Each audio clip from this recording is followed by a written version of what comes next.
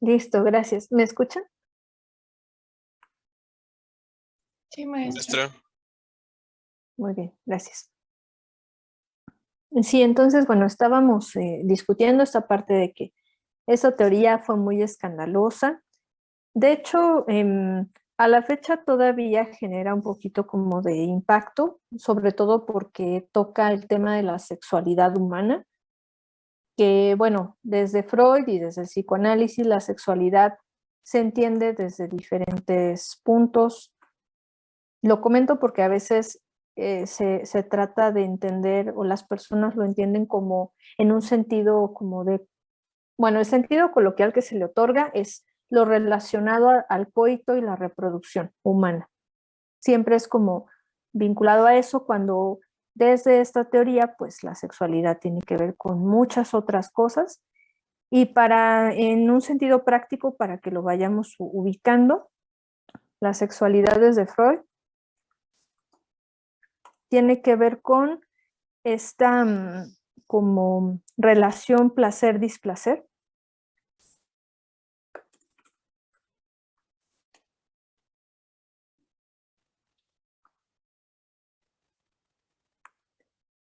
Y el tema de la satisfacción.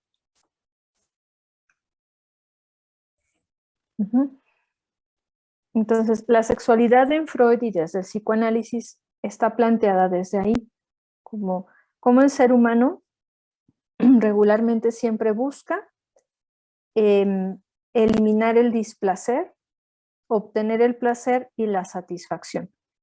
En ese sentido, por eso se dice, se habla de que los niños tienen sexualidad, a eso se refiere, ¿no? Ya ven que él propone la teoría del desarrollo psicosexual infantil, que en su momento fue así sumamente escandaloso pensar que los niños tenían como algo de sexualidad, pero les digo, es porque lo pensaban la sexualidad en términos de vida adulta y en términos de reproducción humana, cuando en realidad se trataba pues de esta otra perspectiva. Y bueno, ya saben, veíamos cómo la noción del niño fue tomando relevancia, entonces para la época de Freud, los niños también todavía no tomaban tanta relevancia como lo tienen ahora. Y bueno, creo que a la fecha el tema de la sexualidad o tratar estos temas en la infancia es un tabú tremendo, ¿no? Hace poco fue muy escandalosa esta propuesta que tenían desde, creo que incluso era desde la misma SEP, que querían implementar educación en sexualidades desde una edad más temprana. Y ya saben, hubo mucho rechazo por parte de padres de familia. Bueno, ahorita regresamos a ese punto.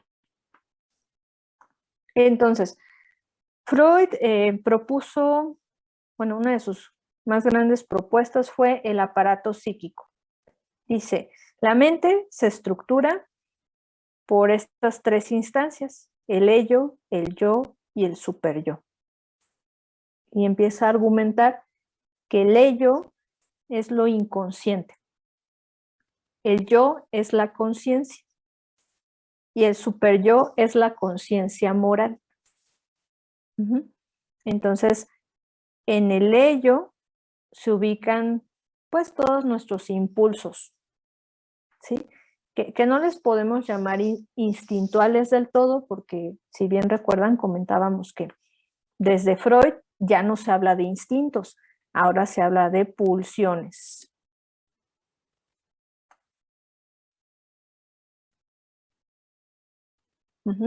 Recuerden, la pulsión es esa entremezcla entre la mente y el cuerpo, es decir, nuestros impulsos no son instintuales, son una entremezcla de lo que ocurre en nuestra mente y también de esas necesidades del cuerpo, ¿no? Fisiológicas. Entonces, el ello, pues, es lo inconsciente, ahí están depositadas, pues, cosas bastante pulsionales, como muy, bueno, cosas que reprimimos, todo está ahí. Y casi nunca tenemos como conocimiento de qué ¿qué hay ahí en el ello, ¿no? En nuestro ello. El yo, pues obviamente es la conciencia, tiene que ver con nuestros pensamientos, con lo que decimos. Y el superyo es esa conciencia moral que está vinculada a la sociedad. Entonces, de acuerdo a las normas de nuestro entorno, vamos adquiriendo, adoptando creencias, ¿no? Por ejemplo, si en nuestro entorno se nos dice que está prohibido robar, que está prohibido, bueno, los grandes tabús humanos, como lo es la prohibición del incesto y también bueno, voy a decir una locura, pero por ejemplo, en comunidades tribales, por así decirlo, pues la prohibición del canibalismo, también como uno de los grandes tabús humanos.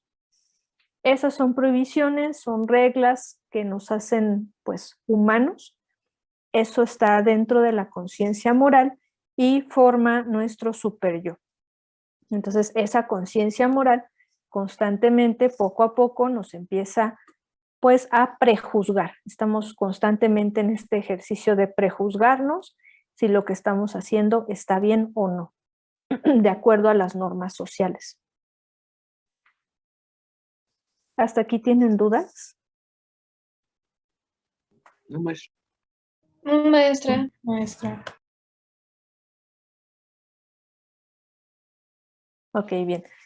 Bueno, igual con confianza me van diciendo si por ahí hay alguna duda. Entonces, bueno, esta propuesta de lo inconsciente fue muy revolucionaria. Tomar en cuenta que hay cosas de lo cual ni siquiera pensamos. René Descartes había propuesto este paradigma de pienso, luego existo. Y Freud, pues realmente echó abajo eso de alguna manera con la propuesta de lo inconsciente, porque él argumentaría que más bien donde no pensamos, existimos, que ahí está la existencia humana en la sinrazón. Entonces de la inconsciencia se va derivando este tema de la sinrazón como equivalencia de la locura, y bueno, el considerar a los sujetos con locura, ya saben, estas cuestiones que se salen de las normativas, pues ya se empieza a hablar de la locura. Bueno, después él también propuso algunas patologías. ¿Cómo podemos identificar patologías mentales? ¿Cómo podemos tratarlas? ¿Cómo se estructura la personalidad humana? ¿Cómo la vamos desarrollando? Y sobre todo vinculado a esta teoría del desarrollo psicosexual infantil, que casi siempre, si es que recibieron clases de psicología en preparatoria, pues se aborda este tema, ¿no? Porque es de las propuestas más importantes en Freud, el desarrollo psicosexual infantil.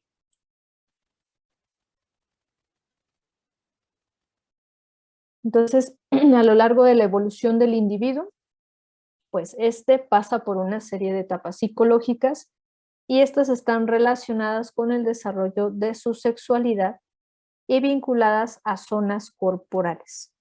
Recuerden, sexualidad entendida en términos de esta cuestión placer, displacer y satisfacción, que por lo tanto lo vinculamos a zonas corporales. Freud le llamaba zonas erógenas. Bueno, un breve resumen. Por ejemplo, desde esta propuesta del desarrollo psicosexual infantil, la etapa oral abarca desde los 0 hasta el primer año de vida.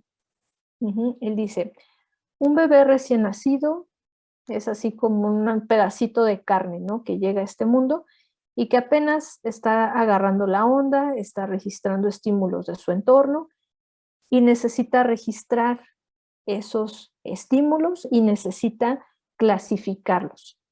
Entonces el bebé empieza a experimentar sus primeras vivencias displacenteras y sus primeras vivencias placenteras, y esto que le llama vivencias de satisfacción.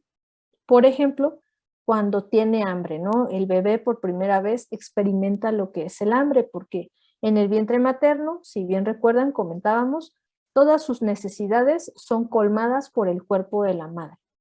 No tiene necesidad de pasar hambre, por así decirlo, ¿no? Entonces, una vez que nace, se inauguran sus sistemas corporales, entre ellos, pues el sistema digestivo, tiene que alimentarse por primera vez. Entonces, al momento de que empieza su cuerpo a solicitar los nutrientes y alimentarse, empieza a experimentar por primera vez la sensación de displacer, todo lo que implica pues esas sensaciones corporales fisiológicas que siente pues en el estómago y en el resto de su cuerpo. El frío, por ejemplo, también por primera vez siente frío, escozor, todo lo que pueda sentir en esos términos de displacer. Entonces, si el bebé siente displacer porque tiene hambre, la primera reacción que tiene, que es automática, y en ese momento sí es instintual, ojo, recuerden, los reflejos del recién nacido son instintuales, son conductas innatas. Ajá. O sea, el hecho de que tiene hambre y llora es una conducta innata. Entonces, en automático, su cuerpo reacciona mediante el llanto para solicitar comida, ser alimentado, ser amamantado. Cuando es amamantado o le dan su biberón por primera vez y esto sacia su hambre, pues hablamos de esa vivencia de satisfacción. A partir de ahí se inaugura ese asunto. Vamos clasificando todas las experiencias de vida con ese enfoque. Vamos registrando cuáles son vivencias placenteras, displacenteras. Entonces, nuestro sentido de autoconservación, de supervivencia, nos orilla a buscar principalmente pues vivencias de satisfacción que nos permitan disminuir el displacer, que siempre tengamos principalmente actividades placenteras. Entonces, un bebecito recién nacido, su zona erógena, o sea, la principal parte de su cuerpo de la cual empieza a tomar conciencia y por ende registra sensaciones placenteras, es la boca, porque mediante la boca es alimentado. Entonces, empieza a sentir placer y satisfacción por esta actividad y, bueno, su objeto que le provee esa satisfacción es el pecho materno. Entonces, esta etapa regularmente se vive en ese primer año de vida. Poco a poco, conforme va creciendo el niño, va tomando conciencia de otras partes de su cuerpo. Y una de ellas, por ejemplo, es el sistema para excretar, ¿no? O sea, el ano, por ejemplo, como esta zona de su cuerpo que le permite eliminar los desechos. Entonces, un niño de entre 1 a 3 años se encuentra en ese proceso de maduración fisiológica y también psicológica para tener control de esfínter. Entonces, el esfínter se convierte en esta parte de su cuerpo que toma mucha relevancia.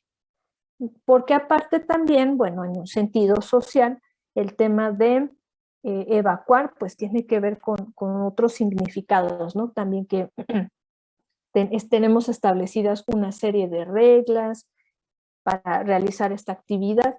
Entonces el niño empieza a tomar conciencia de que sus desechos, él tiene que aprender a evacuar en un lugar en específico, ¿no? Que es el baño. Entonces empieza a tener conciencia de su esfínter, al menos de la sensación que esto provoca, y por ende siente placer y satisfacción en la eliminación. Bueno, por ahí Freud después agregó retención también, pero eso ya es otro punto, que no vamos a profundizar ahorita. Entonces, un bebecito de 1 a 3 años empieza a sentir satisfacción por ir a eliminar sus desechos. Y pues, obviamente es una actividad muy placentera y satisfactoria, ¿no? Todos nosotros de aquí, cuando nos surge ir al baño, pues es una de las sensaciones más satisfactorias que podemos tener, ¿no? Entonces, poco a poco los niños empiezan a lograr este control de esfínter Y por lo tanto, esto va tomando una relevancia sumamente importante porque permite la transición al control sobre las funciones corporales. El poder controlar el esfínter le va a permitir al niño tomar conciencia de que el resto de su cuerpo también lo puede controlar y lo puede manejar.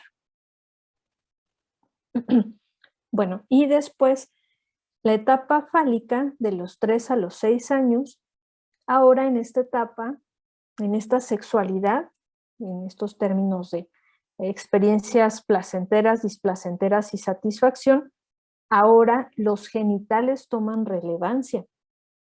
Los niños empiezan a tomar conciencia de que esa parte del cuerpo tiene cierto significado para los seres humanos. Y tan así que, por ejemplo, pues es una parte del cuerpo de la que regularmente no se habla tan abiertamente, que también es bien diferente de acuerdo al sexo, al género, pues, bueno, al sexo, más bien dicho, que las mujeres y los hombres somos distintos. Entonces, un niño como ya para los 3 años justamente ya tiene un dominio del lenguaje bastante importante, puede nombrar ya las partes de su cuerpo, se encuentra en ese proceso de tomar conciencia sobre esa parte en específico, por lo tanto toma conciencia de la diferencia anatómica de los sexos.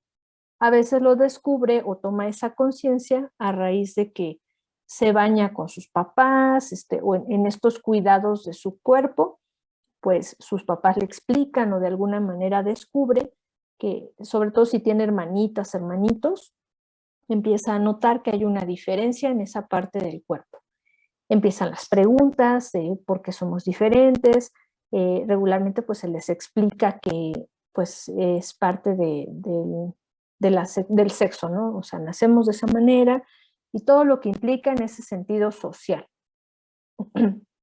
Y bueno, de ahí deriva en Freud la teoría del complejo de Edipo o complejo de Electra, que ya es un asunto también más complejo, que ahorita no vamos a profundizar en ello, pero que a Freud le permitió entender por qué algunos niños tienen actitudes como muy particulares, como más apego a uno de los progenitores, por qué las niñas tienen como más apego, como más, son más cariñosas o más, se interesan más en estar en presencia con el papá, y por qué los hijos son más apegados a la mamá.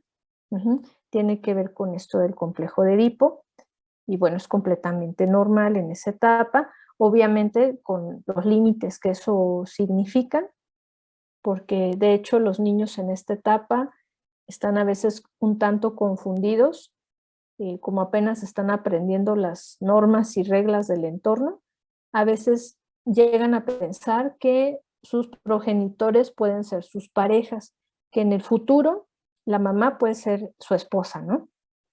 No sé si han notado algo así en familiares pequeñitos que tengan, pero bueno, yo les cuento 2 anécdotas de primitos.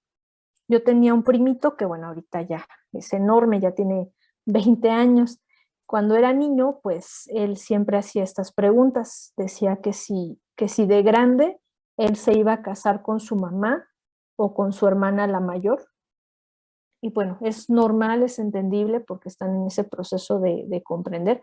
Y es ahí donde se les explican las normas sociales y que pues la prohibición del incesto, ¿no? No se pueden relacionar con familiares. Poco a poco van resolviendo ese complejo y esto también se relaciona y se debe a los procesos de identificación. Por ejemplo, si, este, un decir, ¿no? Yo soy niña, nací niña, empiezo a entender esta cuestión de la diferencia anatómica de los sexos, ya sea por el cuerpo o por otras cuestiones, me identifico con mi mamá, y si mi mamá es heterosexual, entonces es muy probable que yo también sea heterosexual porque me empiezo a identificar con ella. Empiezo a conocer las mujeres de mi entorno, me empiezo a identificar con ellas, maestras de preescolar, y entonces, bueno, empiezan esos procesos de identificación que van conformando poco a poquito la forma de ser de nosotros, la personalidad. Muy bien, hasta aquí comentarios o preguntas que tengan. No, maestra, todo muy claro. No, maestra. Doctora, ¿Sí? una duda, es por esto, bueno, no sé qué tan normal sea, que también los niños de repente se ponen celosos, por ejemplo, del papá o de la mamá. Ujú. Ok, sí, esto de los celos también forma parte del complejo de Edipo. De acuerdo. Pero hasta cierto punto es normal o hasta cierto punto, o sea, ¿cuándo deja de ser normal? Por ejemplo, en el caso de los niños. Ok.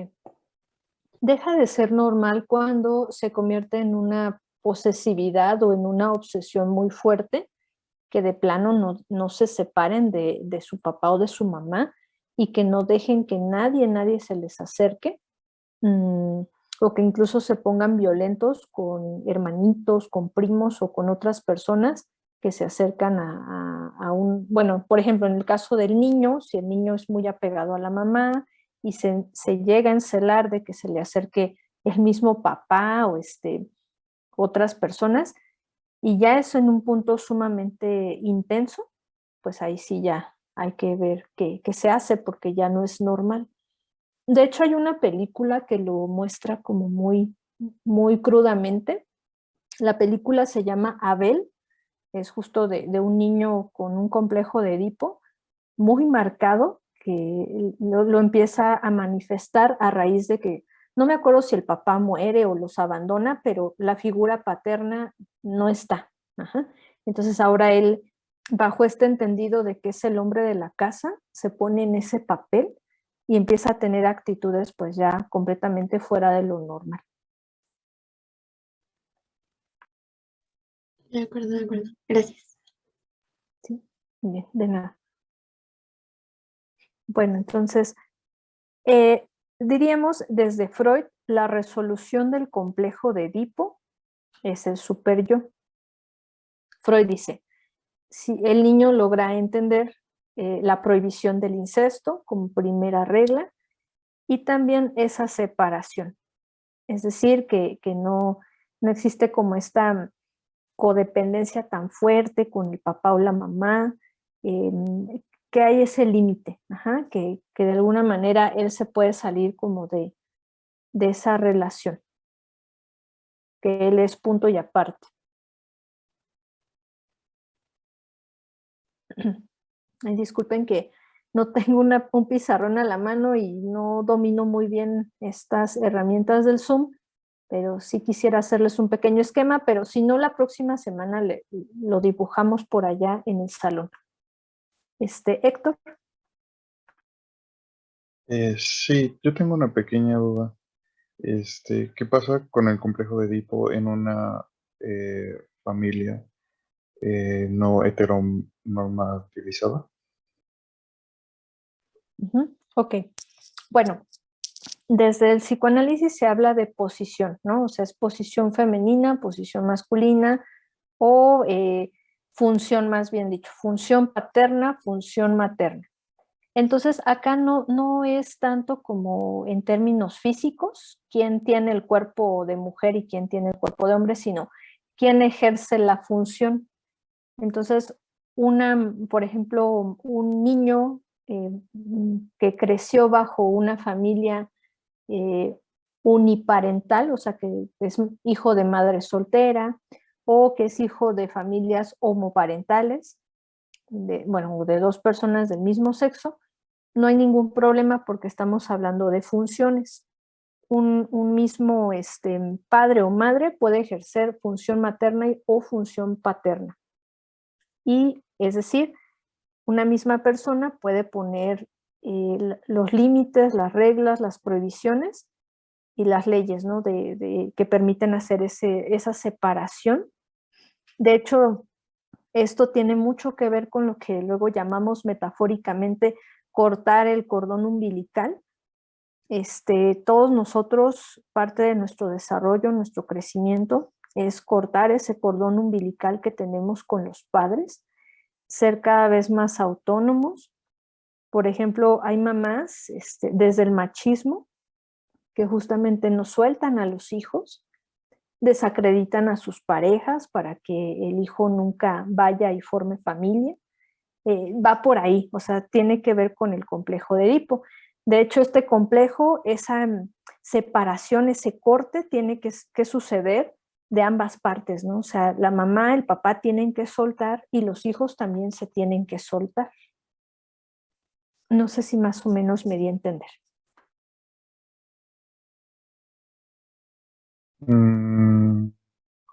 Pues creo que sí.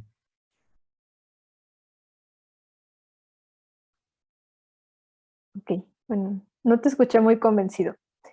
Sí, es que todavía no, o sea, no lo entiendo muy bien, porque pues como tal, pues hay familias diferentes, entonces como tal se puede decir que es un proceso que sí o sí tienen que pasar todos los niños, pero si es una familia no convencional, que sean, por ejemplo, de un niño criado por sus tíos o por sus abuelos, o como se dice, una pareja homoparental. Entonces, este complejo de Edipo se irá relacionando, no se irá relacionando. Si todos los niños pasamos por ese complejo o simplemente no. Ok, bien, ya voy entendiendo la pregunta. Sí, todos pasamos por ahí, es algo que tiene que suceder. Desde la teoría freudiana se ha comprobado que es un evento estructural, sí o sí tiene que pasar. Entonces, bueno, por ejemplo, si a alguien lo criaron los tíos o los abuelos, no pasa nada, como hablamos de funciones. Los abuelos pueden hacer función materna y función paterna, los tíos o tías también, todas las personas que conforman el núcleo familiar pueden ejercer estas funciones y pueden poner esos límites, pueden generar esa separación, explicar como esta cuestión de que pues que no nos podemos relacionar entre familia, que es la principal regla, ¿no? La prohibición del incesto, y que esos vínculos afectivos se tienen que formar en el exterior. Ujú. Entonces, es normal que los niños estén un tanto confundidos en esta primera etapa porque es natural, o sea, son las personas con las que se crían, sean los papás, los abuelos, los tíos, son las primeras figuras de amor que conocen. Entonces, a veces el cariño es demasiado intenso. De ahí que esta familia debe de poner los límites. Sean o no sean los papás, pueden ejercer esa función de poner el límite y cortar el cordón umbilical.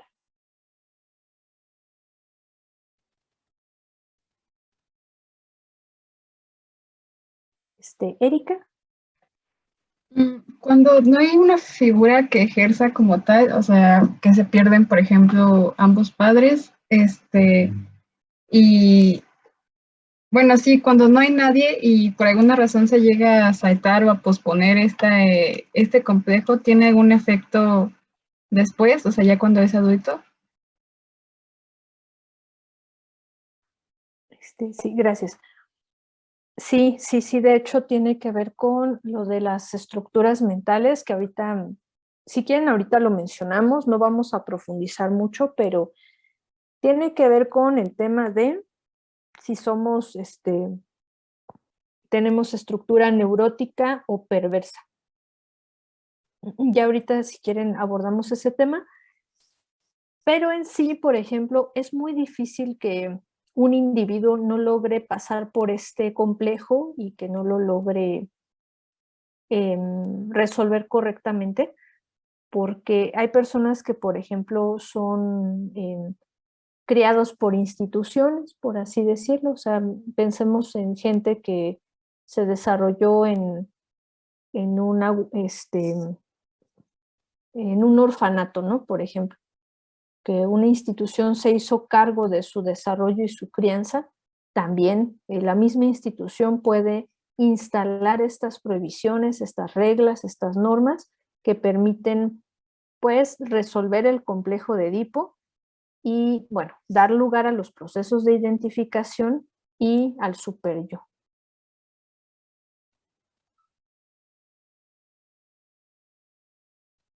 Gracias.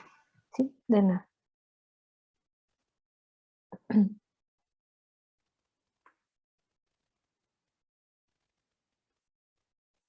Bueno, después esta teoría se va complejizando cada vez más porque de hecho cuando Freud después introduce esta cuestión de que el ser humano también puede sentir placer del displacer, así como sumamente complejo, y ya después lo empezó como a abordar en el tema de algunas expresiones de la sexualidad adulta, como lo es el sadomasoquismo, que tiene que ver con esta parte de sentir placer del displacer. Es una cosa bastante peculiar, ¿no?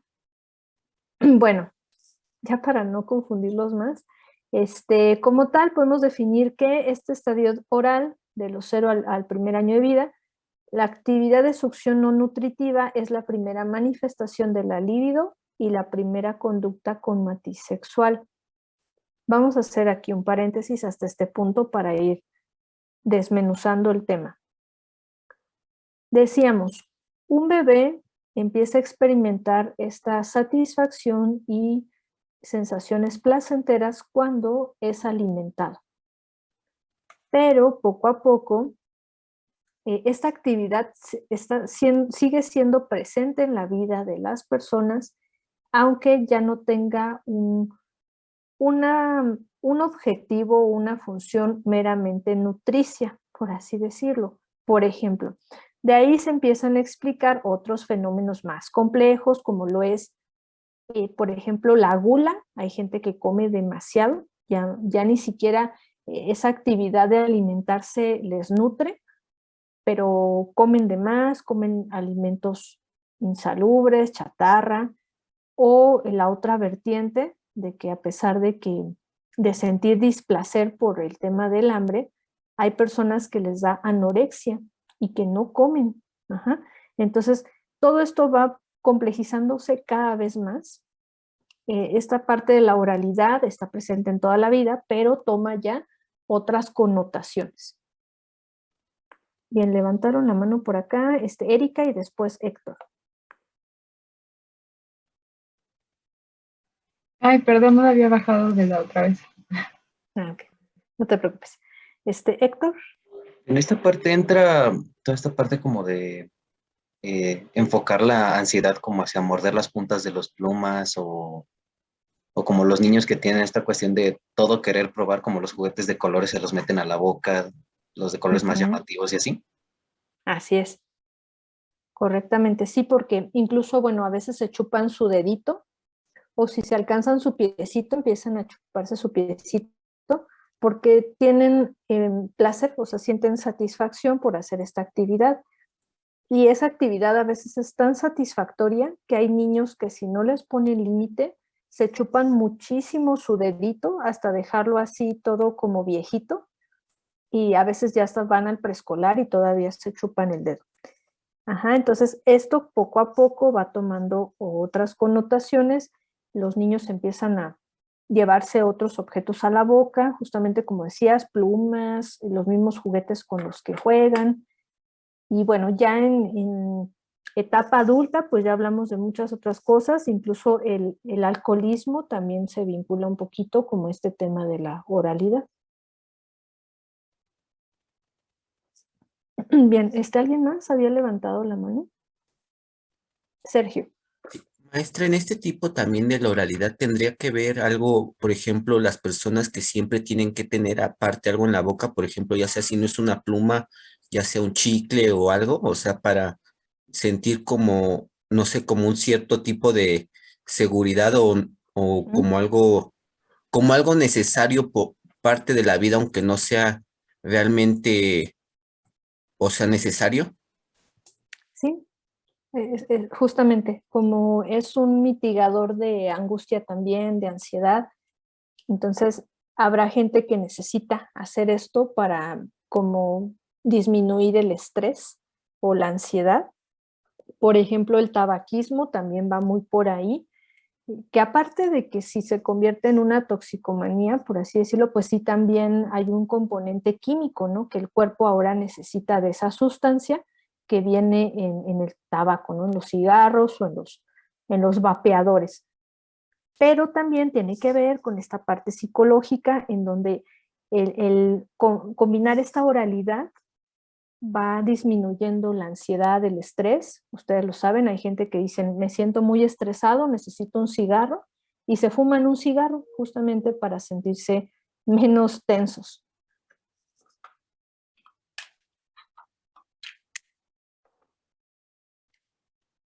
Bueno, y hay otra gente todavía más con costumbres peculiares que, por ejemplo, diríamos, mezclan como esta oralidad con analidad, por así decirlo, cuando van al baño. Ya ven que hay gente que va al baño y fuma mientras está evacuando. Son como peculiaridades del ser humano, ¿no?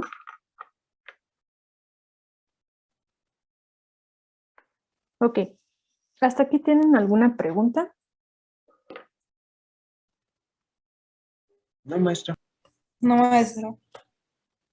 Bien, bueno, disculpen, voy a reiniciar la sesión porque ya quedan 2 minutos y retomamos desde este punto. Claro. Gracias. Sí, maestra.